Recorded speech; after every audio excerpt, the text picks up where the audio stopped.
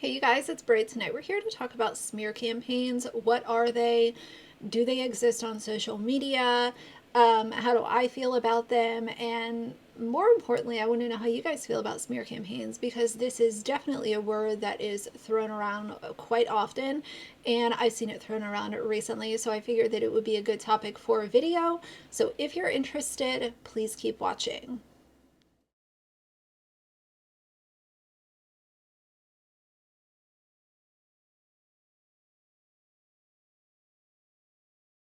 All right, you guys. So quite often I will see YouTubers say that, you know, they've gotten themselves into a little bit of a pickle, and once the internet public, court of public opinion, whatever, starts to respond and react and call into question, or maybe disagree with what this popular person is displaying, the creator will turn around and say, oh, well, everyone's just running a smear campaign against me. This is obviously a smear campaign because people are not on that person's side. It's as simple as that. But I really want to have this conversation because I've talked recently about drama channels and how I think that they are important to the internet society that we're all existing in. And I think that it's important for accountability to be asked for, whether or not it's granted or not. That's, up to the creator to do. But I do believe very firmly that drama, commentary, tea, whatever label you want to smack on it, I think these creators have a role to play, and it's very important. But let's just start at the top. What is a smear campaign? A smear campaign is a planned attempt to harm the reputation of a person or company by telling lies about them. When I hear the word smear campaign, I automatically go to the fact that a smear campaign is based on lies.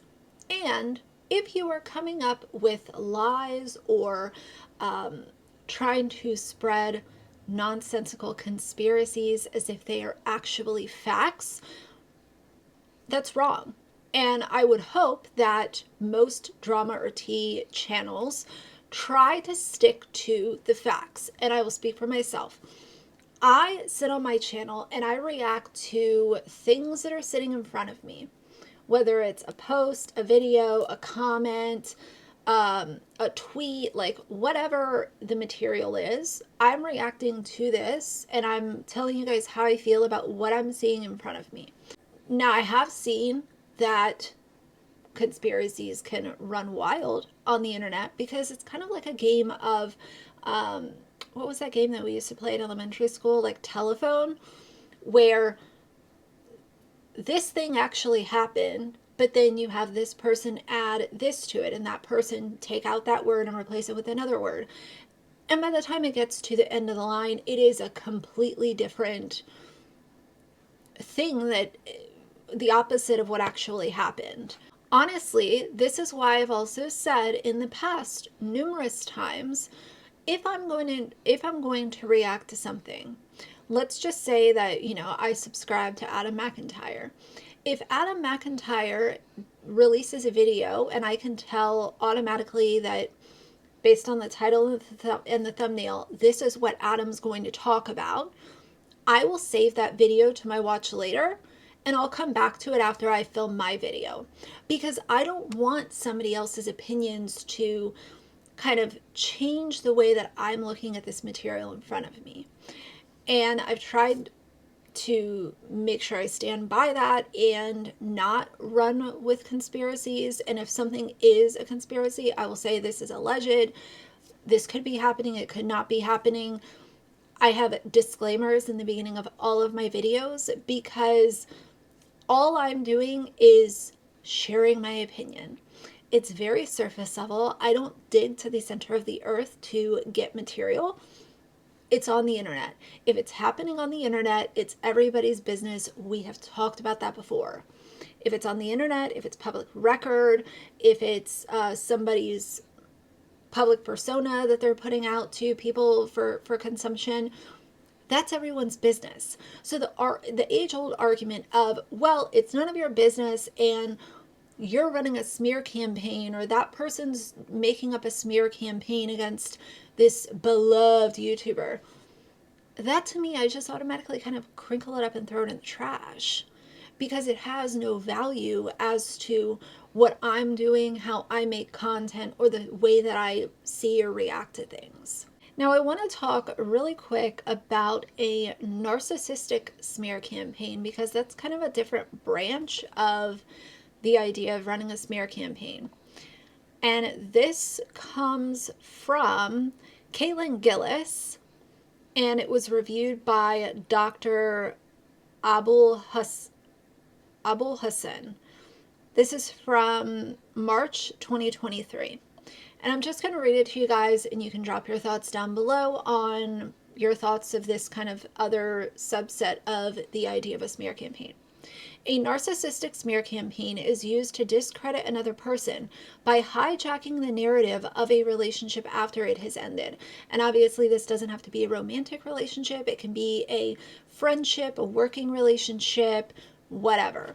It continues and says, a narcissist will spread lies or create embellishments about their victim in order to destroy the individual's reputation. This is a common behavior for those with narcissistic personality disorder, NPD, when they realize they have lost control over this other person. A narcissistic smear campaign is a narcissist manipulation tactic used to harm a person's reputation and isolate them from their support network. While this method is most commonly used with those with NPD, smear campaigns are not that different from typical efforts to slander an individual, such as that between politicians in an election. However, one conducted by a narcissist will be vindictive and persistent. Often, this is exactly what a narcissist does at the end of a relationship.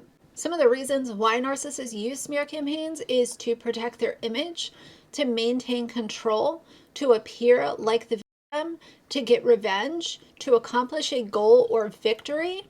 And it also goes over some tips and stuff. Obviously, that's not what we're here for. But I wanted to talk about that because as soon as I started looking into this idea of looking into this like hot word that's used on social media, smear campaign, it automatically pointed me to narcissistic people using smear campaigns. And obviously, I'm very grateful that I've not had that done to me personally. But I think that this is a really interesting conversation. I don't believe that accountability culture is wanting to run smear campaigns on anybody. Like with my, any of the YouTubers that I've talked about, that is one thing that I do get a little frustrated with is somebody simply not liking my opinion or where I stand on something. And they automatically go to, well, you're lying. You're lying, and if you're telling a drama channel that they're trying to run a smear campaign against a YouTuber or public figure, then you are saying that drama or commentary channel is making up lies about this public figure. And if a drama channel is flat out lying and you can prove that they're lying, and not just sharing an opinion that you happen to disagree with, then that should be a conversation. But I am so tired of these hot taglines being tossed around all over social media. There is a time and a place where these things do apply, but just because somebody is responding to your content and they disagree with you as a person, your morals, what you're doing, what you're not doing, that's not running a smear campaign. I have people on YouTube and social media that don't like me and they've disagreed with me and they don't like the opinions that I have. I have never once said they're running a smear campaign. I just recognize that they don't like me and they don't like my opinions. And that is just part of being an adult. I'm here to have intellectual conversations with people, and I'm so grateful that my community is able to do that. And we are here to react to what's in front of us and have a conversation about it. Like I said, if it's happening on the internet, it's everyone's business. I'm not always going to be someone who stands up on my soapbox and is loudly trying to defend drama and commentary channels. That's just not going to be a normal thing.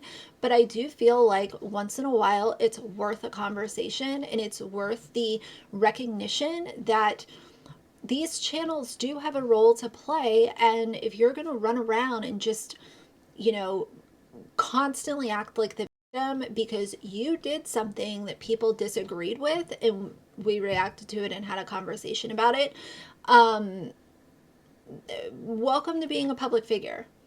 Again, it goes around, it comes around, and I don't appreciate these words being thrown around just because you don't like what someone had to say.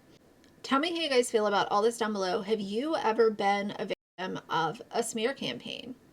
Like in your actual life, have you ever had somebody come out with flat out lies, 100% lies, you know, could not be proven? And how did you deal with that? If you felt comfortable sharing down below, drop a comment. You know, as far as a smear campaign goes, let's talk about Johnny Silvestri and Joshua David Evans. The things that Johnny was saying about Josh, that was a smear campaign. Somebody just not liking you or calling and asking for accountability or calling into question maybe something that you presented, that's not a smear campaign. They are actually, luckily, few and far between. But that's enough ranting for tonight. So if you like the video, please leave a like and a comment. And if you'd like to see more from me in the future, please subscribe. I'll see you guys soon. Bye.